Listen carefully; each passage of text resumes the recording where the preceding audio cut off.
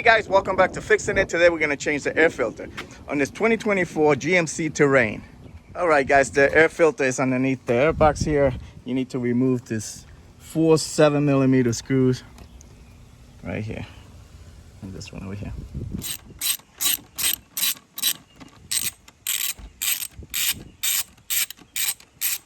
Alright, these guys, they're not going to come out. They're just going to stay right there. So just loosen them up all the way around and lift up the box. Open up the air box. Here's your filter right here. When you get your new filter, just pop it right in. Make sure the seat's nice. Tying up the screws.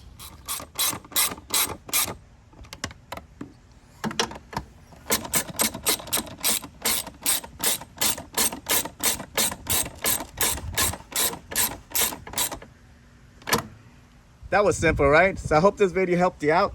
Like and subscribe. Talk to you guys later. Take care.